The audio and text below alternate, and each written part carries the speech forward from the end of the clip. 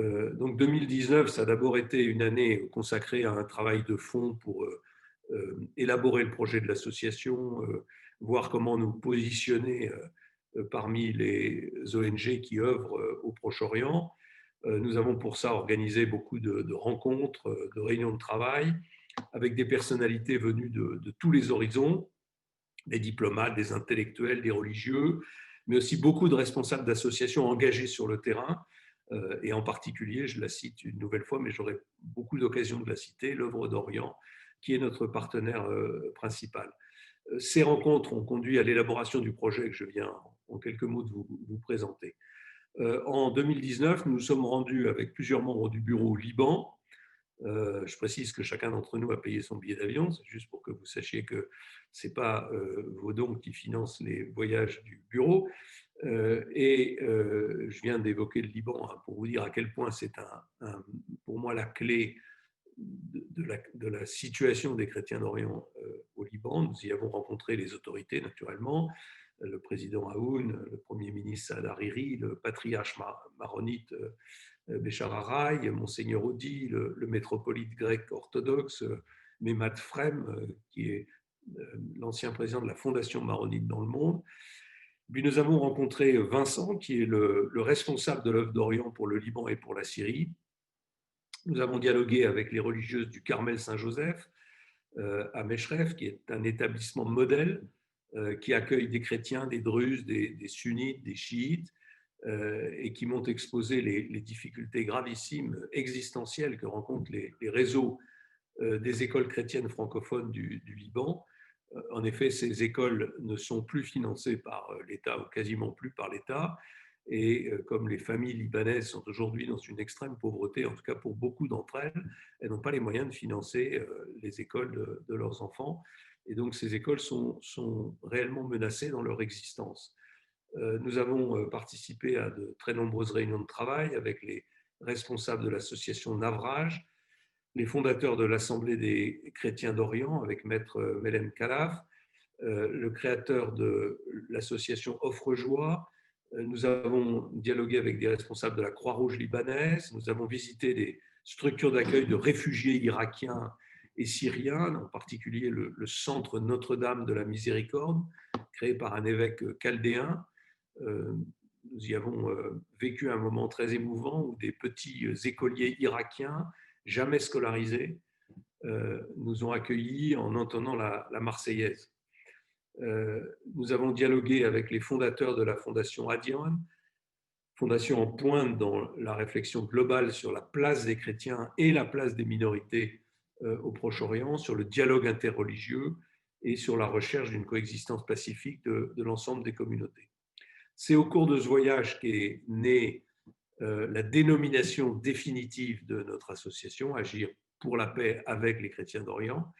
Et c'est là que nous avons, sur l'initiative d'un des membres de notre association, Yves Dambécourt, adopté le logo que vous voyez derrière moi et qui est donc le symbole stylisé d'un poisson avec l'inscription en grec ancien Ichthys, c'est-à-dire poisson. Et vous savez que c'est l'un des symboles majeurs qu'utilisaient les premiers chrétiens en signe de reconnaissance.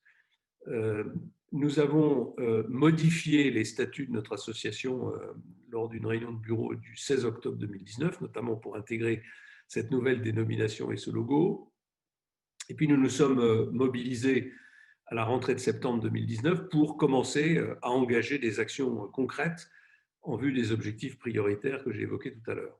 Et c'est dans ce cadre que nous avons organisé un colloque à Paris le 12 décembre 2019, intitulé « Construire la paix au Proche-Orient par la promotion de la diversité culturelle et religieuse ».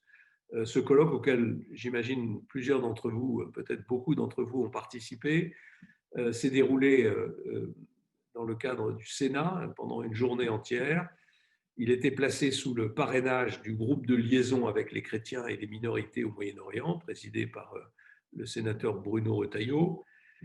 Il a réuni autour de 3 tables rondes qui ont toutes les 3 été passionnantes, des intervenants nationaux et internationaux de haut niveau. Je cite José María Aznar, l'ancien chef du gouvernement espagnol, l'ancienne présidente de la République irlandaise, Marie McAleese, Monseigneur Gollnisch, le responsable de l'œuvre d'Orient, Hubert Védrine, Pascal Bruckner ou encore Luc Ferry. Vous pourrez d'ailleurs retrouver l'intégralité des débats de ce colloque dans la page Acte du colloque sur notre site internet, qui, je vous le rappelle, s'appelle en un seul mot agirenorient.org. À cette occasion, j'ai eu la joie d'annoncer les 2 premiers dons que l'association a pu réaliser au titre de l'année 2019 grâce aux premiers donateurs. Le premier don s'inscrit dans le cadre de notre objectif d'aide aux actions en matière d'éducation. Nous avons en effet apporté notre pierre au financement de la construction d'un collège à Karakosh, en Irak, dans la plaine de Ninive. Vous savez que Karakosh est une ville essentiellement chrétienne, qui a été l'un des premiers objectifs de l'État islamique en Irak et au Levant, et dont les habitants avaient fui en 2014 devant l'arrivée de ces totalitaires islamiques. Depuis 2017, les chrétiens essayent de se réinstaller peu à peu sur ce territoire, mais beaucoup d'enfants sont encore déscolarisés. Les sœurs dominicaines, soutenues par l'œuvre d'Orient, ont réouvert en 2018 une école primaire qui accueille 500 enfants. Lorsqu'ils sortent de cette école, les enfants n'ont pas la possibilité de poursuivre leur formation, et c'est la raison pour laquelle un collège est en construction. Ce projet a pris du retard, évidemment en raison notamment de la crise sanitaire et puis des confinements successifs, mais il est aujourd'hui bien avancé. Le deuxième don s'inscrivait dans le cadre de notre objectif d'aide aux actions visant à aider les chrétiens à se réinstaller sur leur territoire. Et donc, dans cet esprit, nous avons apporté notre contribution au Hope Center d'Alep en Syrie. Pendant 4 ans de guerre, la ville d'Alep a été très sévèrement touchée et a subi des destructions massives. Les habitants ont perdu leur emploi, la majorité des chrétiens ont dû partir. Et aujourd'hui, ceux qui ont pu revenir vivent dans des conditions extraordinairement difficiles, avec une insécurité qui est quotidienne. Le Hope Center est une organisation œcuménique créée en 2018 par l'archevêque de l'Église latine en Syrie et portée par 2 jeunes Alepins. Ils ont mis sur pied un programme de micro-projets dont l'objectif est d'aider les familles les plus affectées à démarrer leur propre projet afin d'en tirer un revenu suffisant pour vivre. C'est une étape, mais une étape fondamentale dans le but de reconstruire une activité et une vie sociale. Nous avons, dans cet esprit, financé plusieurs micro-projets, la création d'un magasin de maintenance électrique, l'ouverture d'un atelier de menuiserie, la création d'un salon de coiffure, l'installation d'un artisan taxi. Vous voyez, ce sont des activités extrêmement concrètes, mais fondamentales pour le retour de la vie sur ces territoires. Le Hope Center poursuit ses activités sous l'égide de l'œuvre d'Orient et il y a actuellement une trentaine de micro-projets qui sont à l'étude et en attente de financement. Enfin, dans le cadre de ce rapport d'activité 2019, je veux vous signaler la création de notre page Facebook et de notre compte Twitter, toujours appelé Agir pour la paix avec les chrétiens d'Orient. Et je vous invite à les suivre, à la fois pour être informé de nos activités et des actualités de l'association, mais aussi de la situation des chrétiens d'Orient dont nous nous efforçons à travers ces réseaux sociaux de relayer les actualités. L'année 2020 a commencé pour l'association sur la lancée des retombées très positives du colloque, puisque de nombreuses personnes témoignant de leur volonté de s'investir à nos côtés, voire de nous financer, se sont manifestées. Et pour cette raison, dès le 7 janvier, au cours d'une réunion de bureau, nous avons décidé de prendre 2 dispositions pour donner un nouvel essor à l'association. D'abord, la création du site internet pour améliorer notre visibilité. Donc, je vous rappelle le nom de domaine, agirenorient, en un seul mot, .org. Et puis, nous avons modifié nos statuts pour permettre l'adhésion de membres cotisants, qu'ils soient membres actifs ou membres bienfaiteurs. Le site a été visité par plusieurs milliers de personnes et a amorcé en début d'année 2020 un grand élan de donateurs et d'adhérents, malheureusement rapidement brisé par la crise sanitaire et par les mois de confinement qui ont conduit chacun d'entre nous à se concentrer sur ses préoccupations quotidiennes et familiales. L'année 2020 n'aura donc pas été l'année de l'essor de l'association telle que nous l'avions escompté, mais nous avons cependant poursuivi nos activités pour la situation, que la situation des chrétiens d'Orient ne tombe pas dans l'oubli et pour leur apporter, dans la mesure de nos moyens, une aide matérielle sur le terrain. Et en particulier devant la situation inquiétante des pays du Proche-Orient, encore aggravée par la crise sanitaire, parce que je rappelle que la crise sanitaire, dans nos pays développés, a des effets terribles sur notre économie, mais qui sont atténués par les aides publiques, même si ces aides publiques entraînent un endettement dont il faudra un jour reparler. Mais dans les pays du Proche-Orient, il n'y a rien de tout ça. Et quand l'activité s'arrête, c'est le salaire qui s'arrête immédiatement et c'est souvent la situation matérielle de la famille qui devient absolument insupportable. Et donc c'est dans cet esprit que j'avais adressé un message vidéo le 18 juin qui a été vu plus de 100 000 fois sur nos réseaux sociaux et qui a entraîné beaucoup de témoignages de solidarité. Et puis, dans ce contexte, nous avons vécu, enfin nous avons de loin vécu l'explosion dévastatrice du 4 août à Beyrouth et nous avons immédiatement témoigné notre solidarité, appelé de nouveau à la mobilisation et en liaison avec nos correspondants sur place et en particulier avec Vincent, le responsable de l'œuvre d'Orient, nous avons identifié des projets que notre association, avec son budget et ses moyens, même modestes, pouvait immédiatement soutenir.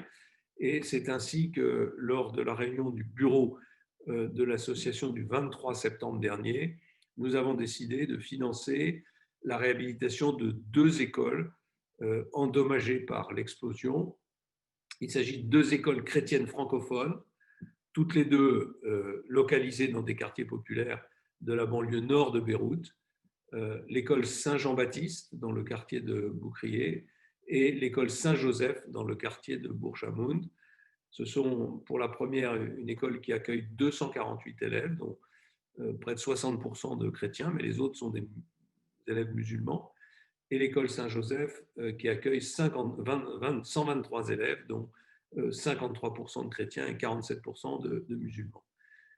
Par ailleurs, un membre généreux de notre association, François, c'est comme ça que je l'appellerai, puisque c'est comme ça qu'il a souhaité qu'on le cite, a fait livrer directement le 25 septembre un important stock de médicaments de première nécessité et de compléments alimentaires à Sœur Antoinette, qui est responsable du dispensaire des Sœurs du Bon Pasteur dans les quartiers nord de Beyrouth, et sur lesquels Vincent nous avait signalé l'importance des besoins. Donc je voudrais dire, s'il nous entend, un grand merci à François.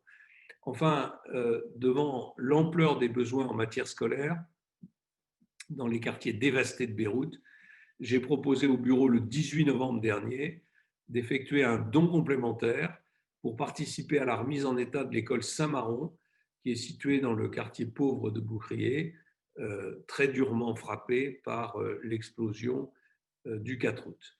C'est une petite école semi-gratuite qui appartient à l'évêché maronite d'Antélias. Elle accueille 60 élèves de familles très modestes, voire très pauvres. L'intégralité du bâtiment a été endommagée et divers concours ont été sollicités via l'œuvre d'Orient. Notre contribution permettra de réhabiliter le premier et le second étage du bâtiment qui abrite les salles de classe de l'école. Voilà, chers adhérents, c'est grâce à vous et c'est grâce aux donateurs qui nous ont permis de démarrer notre activité concrète sur le terrain que nous avons pu réaliser l'ensemble de ces opérations. Et donc, je veux remercier chacun d'entre vous, et puis vous rappeler qu'en 2021, il faut qu'on amplifie cette mobilisation parce que les besoins sont considérables. Voilà, mais